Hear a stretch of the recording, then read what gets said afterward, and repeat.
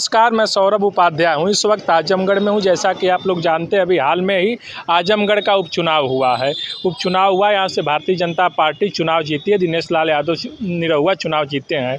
सपा और ओम प्रकाश राजभर की पार्टी बसपा से कैंडिडेट थे धर्मेंद्र यादव जी। उसको लेके आज आजमगढ़ में तमाम राजनीतिक गलियारों में हलचल मची हुई है। तमाम सोशल साइटों पे, फेसबुक पे तमाम टिप्पणियाँ आ रही हैं, लोग लिख रहे हैं ओम प्रकाश राजभर को लेके। हमारे साथ बातचीत करने के लिए समाजवादी पार्टी के युवा नेता, दिग्गज नेता, निवर्तमान प्रवक्ता अशोक यादव जी हैं। इनसे हम जानने का प्रयास करेंगे कि पूरा मामला क्या है। इन्होंने भी फेसबुक पे डाला था और कई अखबारों में छपा हुआ है।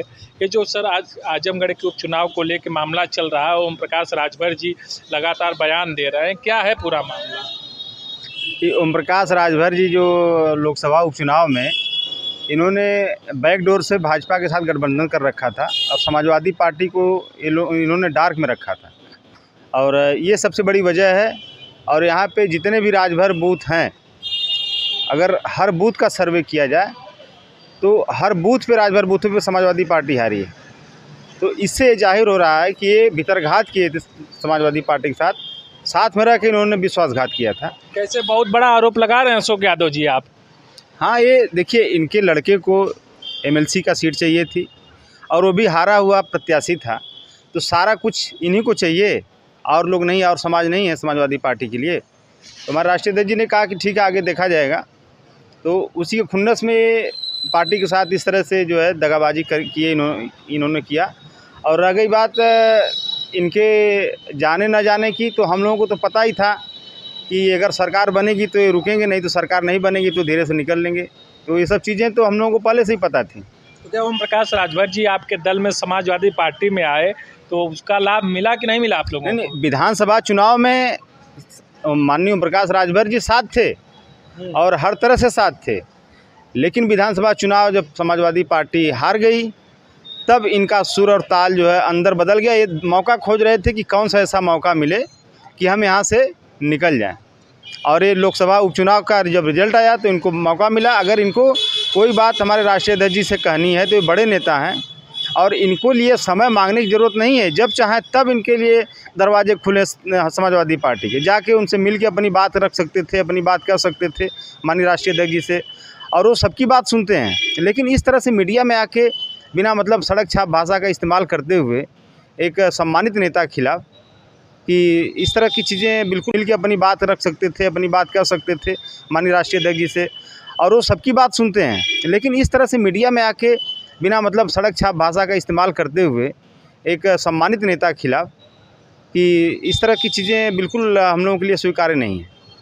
अच्छा, कौन सी बूथ की बात की है आपकी? हमने देखा सोशल साइट पे आपने डाल रखा अशोक यादव जी कि यह बूथ ओम प्रकाश राजभर लगातार इस गांव में बने रहें और वो बूथ भी हार गए। मैंने बिल्कुल जो भी बात मैं कहता हूँ वो बिल्कुल फैक्ट के आधार पर कहता हूँ।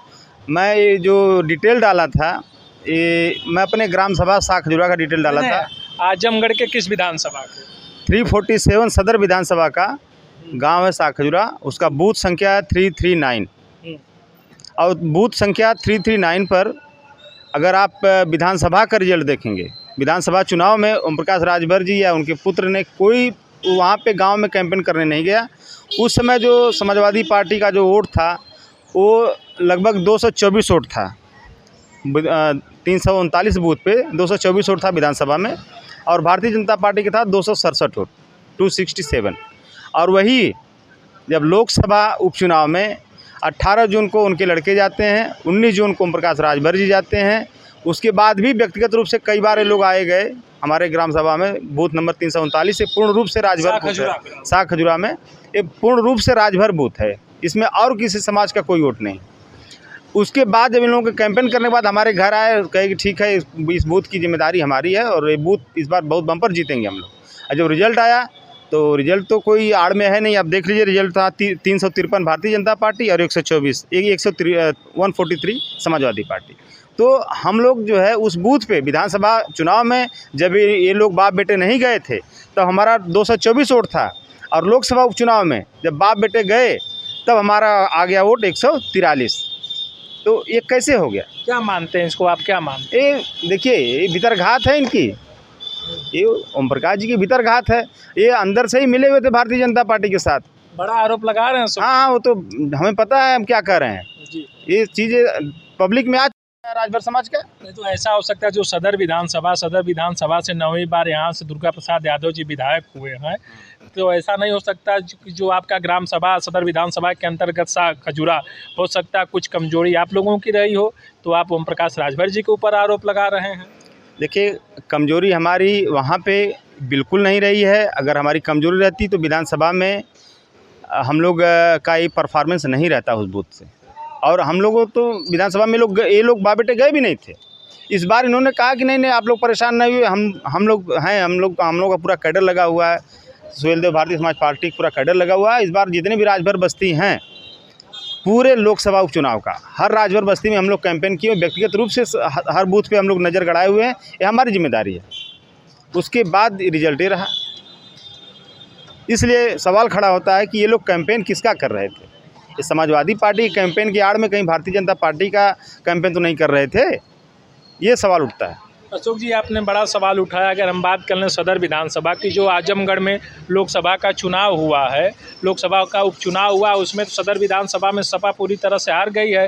यहाँ पे बड़े बड़े नेता लगे हुए थे सदर विधानसभा के लिए, 9वीं बार के विधायक हैं, तो कमजोरी आप अपनी मानते हैं कि केवल ओम प्रकाश राजभर की कमजोरी? यानी कमजोरी हमारी नहीं है। देखिए, जितने भी ग्राम प्रधान थे, जितने भी राजनीतिक या जितने भी जनप्रतिनिधि थे गांव सभा में, चाहे वो ग्राम प्रधान हो, चाहे बीडीसी हो, चाहे आंगनबाड़ी हो, चाहे आशा हो, जितने भी थे जो जनप्रतिनिधि या जो सरकार से डायरेक्ट इनडायरेक्ट या राशन की दुकान, सरकारी राशन कार्ड की दुकान चलाने वाले लोग, सब पे सरकारी मशीनरी का बहुत ही दबाव था।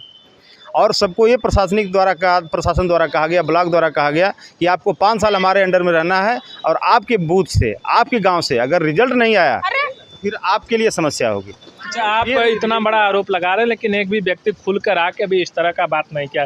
चूँकि कार्यकर्ता समर्पित होता, अपना पूरा जीवन समर्पित कर देता है। अगर आज की हम बात करें तो आज हम लोग देख रहे हैं सोशल मीडिया से लेके तमाम जगह न्यूज फ्लैक्स हो रही है, वायरल हो रही है। शिवपाल यादव कहा गया कि आपके पार्टी के अध्यक्ष के द्वारा कि जहां आपको सम्मान मिले आप स्वतंत्र रह जाने के लिए। ओम प्रकाश राजभर जी को कहा गया, जो राष्ट्रीय अध्यक्ष हैं भारतीय सुहेलदेव समाज पार्टी के, तो क्या उसको कहना चाहेंगे आप? नहीं, हमें कुछ कहना नहीं है, सब तो वही कह रहे हैं। हम लोगों को, हमारी पार्टी से कोई बड़ा नेता कभी कुछ बयान, राजभर जी के ऊपर कभी कोई बयान नहीं है, आप देखेंगे मीडिया में। अभी मजबूरी में जब ये एक लक्ष्मण रेखा को पार कर रहे थे माननीय ओम प्रकाश राजभर जी, आए दिन कुछ न कुछ मनगढ़ंत बातें हमारे राष्ट्रीय अध्यक्ष के खिलाफ बोल रहे थे, तब मजबूरन मुझे बोलना पड़ा। नहीं तो हमारे तो किसी नेता ने इनके खिलाफ आज तक नहीं बोला, किसी बड़े नेता ने। क्या लगता है कि आपके पार्टी को फ़ायदा पहुंचाएंगे कि नुकसान पहुंचाएगा जो आज की चिट्ठी वायरल हो रही चल रही है? देखिए, ये लोग किसी का फ़ायदा नहीं पहुंचाते हैं। ये लोग अपना फ़ायदा देख के किसी भी दल में जाते हैं तो अपना फ़ायदा देख के जाते हैं, और अपना फ़ायदा अगर नहीं लगता है वहाँ पे तो धीरे से निकल लेते हैं। ये लोग किसी को फ़ायदा पहुँचाने के लिए नहीं आते हैं, ये लोग अपने आप को लाभ लेने के लिए आते हैं। अब आज भारतीय जनता पार्टी के पास सब कुछ है, देखिए उनको वायु श्रेणी की सुरक्षा मिल गई, अभी उनको देखिए और क्या क्या बार्गेन करते हैं। क्या आपका कहने का मतलब है ओम प्रकाश राजभर जी निजी स्वार्थ और निजी विचारधाराओं से जुड़े हुए हैं? बिल्कुल, इसमें कहने वाली कोई बात नहीं। तो जनता देख रही है कि ये लोग जो है ओम प्रकाश राजभर जी, ये अपना प्राइवेट लिमिटेड कंपनी चलाते हैं, और एक समाज को बरगला कर उसके वोट को बेचने का काम करते हैं, और बेच के अपना देखिए कितना बड़ा साम्राज्य खड़ा कर लिए। तो आपने देखा अशोक यादव जी थे, अशोक यादव जी ने अपनी बात को रखा, और इस सिलसिले में हम इनसे फिर पुनः बातचीत करेंगे, क्योंकि 2 दिन से लगातार इनके फेसबुक पे तमाम टीका टिप्पणियां हो रही थी। इन्होंने कहा था ओम प्रकाश राजभर और उनके बेटे जब हमारे गांव सदर विधानसभा के अंतर्गत शाह खजूरा में प्रचार किए तो वहाँ समाजवादी पार्टी हार गई। तो इसको क्या आप मानते हैं बहुत बड़ी चुनौती आपके लिए? आपका ग्राम सभा है, आप समाजवादी पार्टी के नेता हैं, जिला प्रवक्ता रह चुके हैं, क्या लगता है कि जो भारतीय जनता पार्टी के प्रत्याशी या भारतीय जनता पार्टी के कार्यकर्ता है उनकी कहीं ना कहीं बढ़त हो रही है, उनसे जनता जुड़ रही है, वो लोगों के हित की बात कर रहे हैं? हमारे ग्राम सभा में सबसे बड़ी बात ये हुई है कि हमारे ग्राम सभा में 3 बूथ हैं, 339, 340, 341।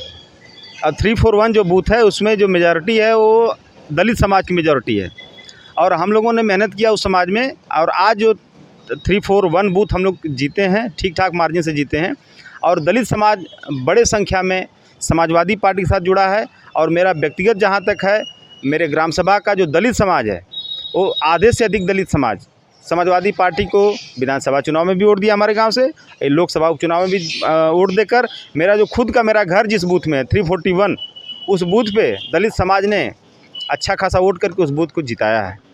और ये हमारी कमजोरी नहीं है, हमारी मजबूती है।